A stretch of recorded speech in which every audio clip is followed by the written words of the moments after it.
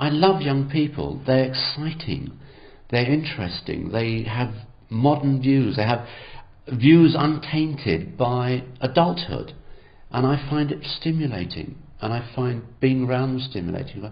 And so that's really why I started. And I found that I think I can relate to young people. They come and ask me questions. So that's really why I started, because I just like being with young people. I don't really want to spend all my time with old fogies like myself.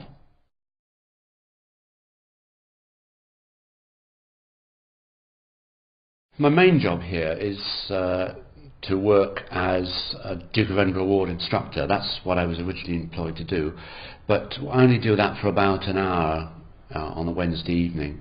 But I'm now working on Tuesdays and Wednesday evenings. Well, the rest of the time is just generally working with the youngsters, talking to them, listening to them.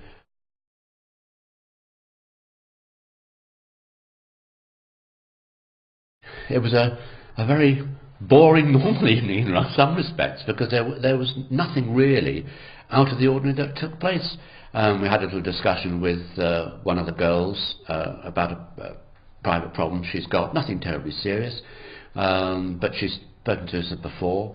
And that's one thing, by the way, with youth work. It's not really part of the question, but you've got to be totally discreet with the young people about what they say to you, and you won't even discuss it with your fellow workers unless you really want something. But no, it was a very normal evening. It was a young lad who's been banned for the moment. He was stood outside. I went to chat to him as normal. He's a bit of a handful, but I quite like him, because I think potentially he's going to be, if he sorts himself out, you know, a high flyer, if he can sort himself out.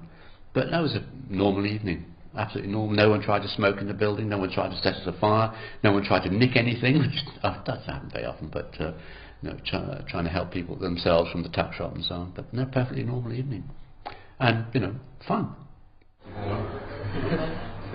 look something on the pictures, maybe only got a camera on the sunshine. You'll be chatting to them about sometimes the latest football match or the latest pop group or something like that, and quite suddenly the conversation will drift into what you might consider really quite private areas. And I find the youngsters, although we're adults, they seem to think of us as sort of grown-up kids. And once you've gained the confidence in them, they'll discuss things with you that they feel they can't talk with their friends, because they know their friends probably don't know the answers. They can't talk about home because they don't want to embarrass their parents. And at school, the teachers probably just don't have time. So we're often the only adults they can feel they can freely talk to about all sorts of problems. Have a look at the map, find a symbol on it, and simply just decode it. Group activities for the young people are very valuable, because it's something they're going to have to do in real life. Now, quite often in the Duke of Edinburgh Award group, they're actually with people they don't really get on with, but it forces them to learn to work with people that they don't really like and don't really want to be with. They've got to work with one another, especially in the map reading and long cross-country stuff, because sometimes someone gets a bit tired and they've got one or two choices. They either stop and give up, which point they don't get their bronze, or they support the person who's struggling, maybe by carrying their pack for a little bit, or taking some of the stuff out of the pack and carrying it for them. And it really does work.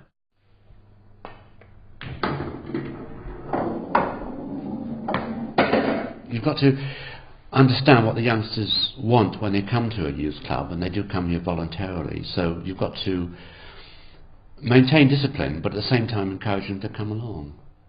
I don't allow any serious running around, any play fighting, because play fighting tends to develop sometimes. But other than that, I'm very relaxed about it. And Val and I, the lady I work with, we have very, very few problems.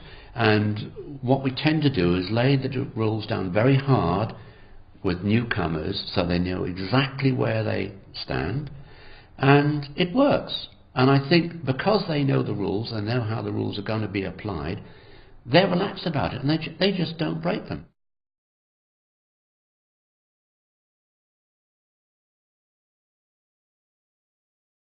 The major influence on young people is simply peer pressure. And then that's been probably for all time, I suppose.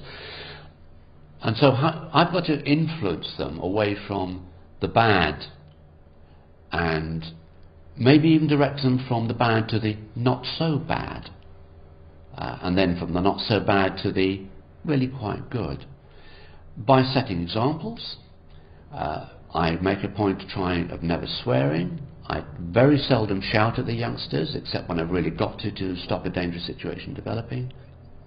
I believe that youngsters have a right to grow up in this world and to become good citizens, and to do that we've got to prepare them for a world that we actually don't understand. I mean, I don't really understand the youngsters' world, but try and understand it as best I can.